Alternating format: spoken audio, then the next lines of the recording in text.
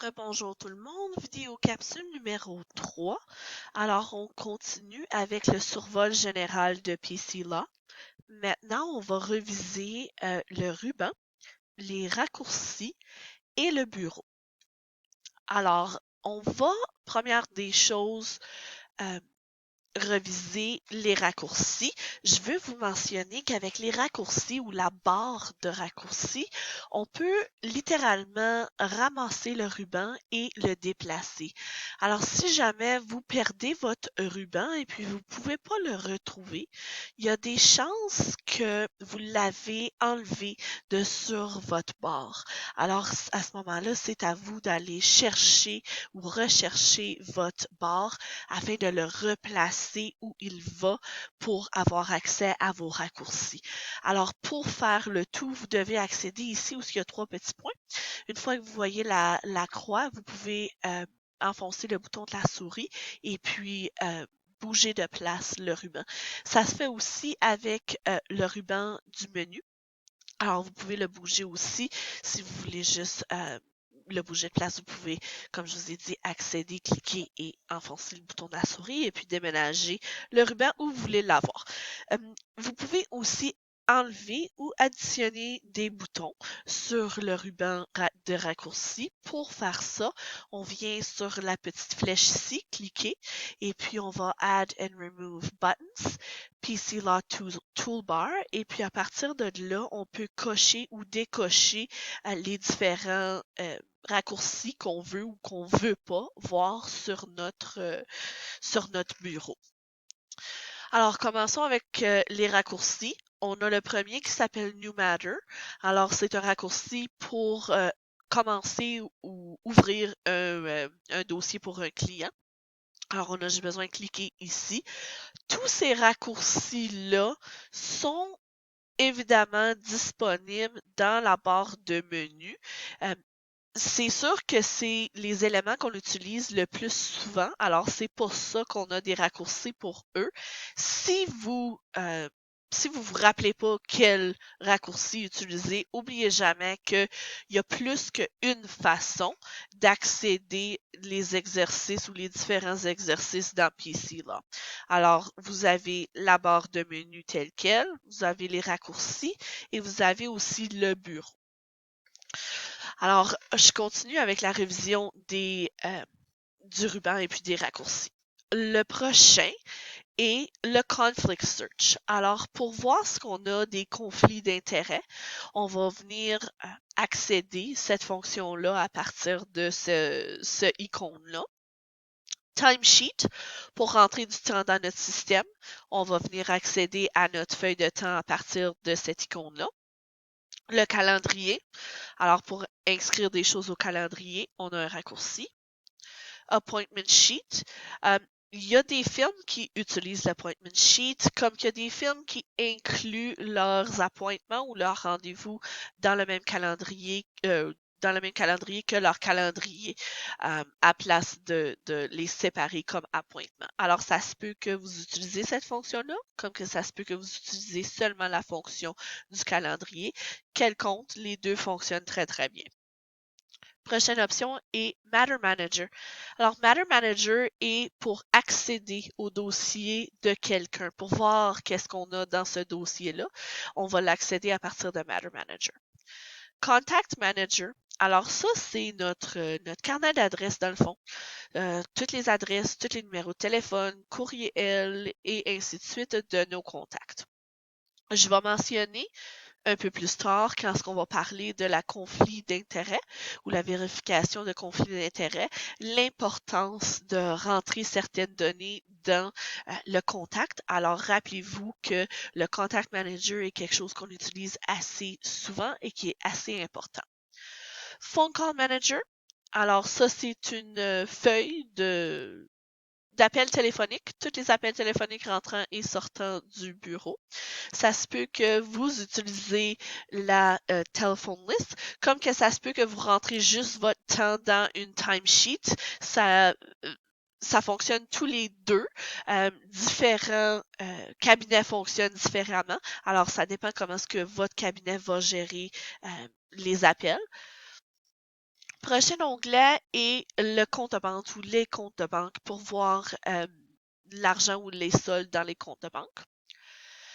Le prochain onglet est le journal général du client. Alors, si vous voulez savoir combien d'argent qu'un client vous doit ou combien d'argent vous avez facturé ou quoi que ce soit, vous pouvez aller vérifier client par client dans ce registre-là. Client Accounting Ledger, alors pour voir la comptabilité encore une fois. Le registre, alors ça, c'est votre journal général pour tous vos comptes. Alors, si vous voulez voir toutes les transactions qui ont été faites dans une période, alors de telle date à telle date pour tel compte, vous allez l'accéder à partir de cette icône-là. Le QuickTimer. Le QuickTimer est un outil qui est très, très, très similaire au timesheet, mais qui est pour comment je pourrais dire, qu'est-ce qui se passe tout de suite. Alors, si vous répondez le téléphone, vous pouvez juste cliquer sur le QuickTimer. Le QuickTimer a un chronomètre automatique qui va chronométrer l'exercice que vous êtes en train de faire ou la tâche que vous êtes en train de faire. Tandis que le timesheet, vous devez rentrer votre temps dedans. Alors, ça dépend dans quelle situation vous faisiez face. Vous allez soit utiliser le QuickTimer ou le timesheet. On a la calculatrice qui est littéralement une calculatrice, pas plus que ça. Copy. Alors, on a copié, coupé et collé. Les raccourcis sont ici. Vous avez aussi Help et About si vous avez des questions concernant quel logiciel vous avez ou si vous avez besoin de l'aide avec votre logiciel. Vous pouvez l'accéder à partir de là.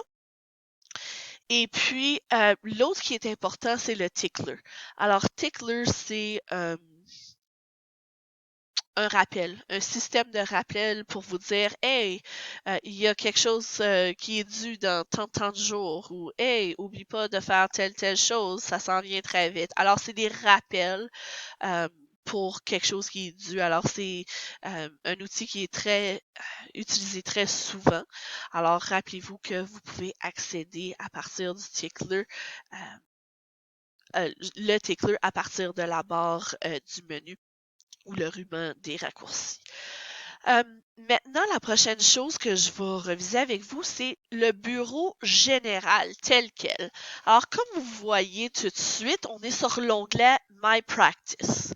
Sur l'onglet My Practice, on voit le calendrier, nos choses à faire et ainsi de suite. Alors, ça, c'est un des 3 onglets qu'on peut choisir comme notre bureau. Ben, techniquement, 4 onglets. Ça va venir.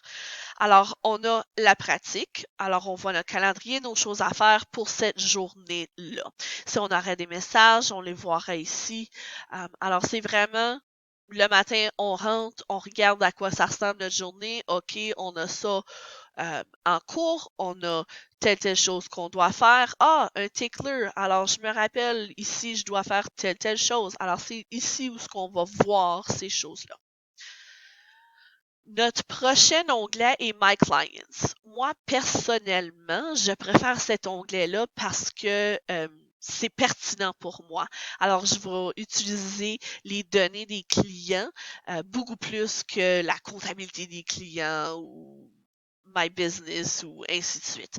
Alors, moi, j'aime beaucoup ce bureau-là. C'est là où je suis capable de voir les différents clients.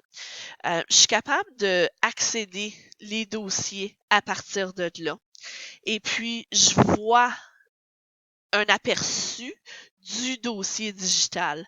Alors, je peux voir tout ce qui se passe. Alors, c'est quoi le numéro de dossier quand ça a été ouvert, c'est qui l'autre avocat, est-ce qu'il y a quelque chose qui s'en vient que je devrais me rappeler, la comptabilité, à quoi ça ressemble, est-ce qu'il y a une tâche que je dois faire dans ce dossier-là, aussi des mémos. Alors parfois on va ouvrir le dossier digital et puis voir qu'un autre utilisateur nous a envoyé un mémo ou un petit rappel à faire dans ce dossier-là. Alors moi, j'aime beaucoup ce bureau-là. On va revenir travailler très, très, très souvent avec ce bureau-là. Alors, quand je vais vous montrer comment on fait quelque chose, je vais essayer de vous montrer comment on le fait à partir de la barre du menu, comment on le fait à partir de l'onglet raccourci, s'il y a un raccourci pour, et aussi comment on le fait sur notre bureau si l'option ou la fonction est sur le bureau. Alors, vous voyez que, ou vous devez entendre que pour une tâche ou un exercice, on a plusieurs différentes façons de le faire. Le prochain onglet est My Business. Alors, c'est là où ce qu'on verrait qu'est-ce qui se passe avec l'aspect financier. Parce que ce compte-ci n'est pas un compte administrateur, je ne vois pas les comptes de banque. Mais d'habitude, en temps normal, quand j'ai accès à mon compte administrateur, je suis capable de voir combien d'argent qu'il y a dans le compte de banque. Je suis capable de voir combien d'argent qu'on a facturé, combien d'argent est en souffrance et ainsi de suite. Alors, c'est vraiment monétaire ou business. Alors, qu'est-ce qui a attrait à l'entreprise telle qu'elle? Prochain onglet s'appelle Quick Step. Là, quand vous allez travailler dans un cabinet, ça se peut que vous voyez beaucoup des vétérans utiliser cette interface-là. Alors, cette interface-là est l'interface originale de PCLaw. Alors, au début de PCLaw, ça ressemblait à ça. Alors, ça se peut que, quand vous voyez les vétérans travailler, eux, ils sont confortables avec ce bureau-là. Alors, ça se peut que vous voyez ce bureau-là très souvent quand ce que vous voyez des gens travailler sur PCLaw. Sur ce bureau-là, vous avez des raccourcis. Alors, vous pouvez venir modifier le bureau pour vous mettre des raccourcis. Alors, les choses que vous faisiez le plus souvent, vous pouvez venir les additionner en tant que petit icône sur ce bureau-là.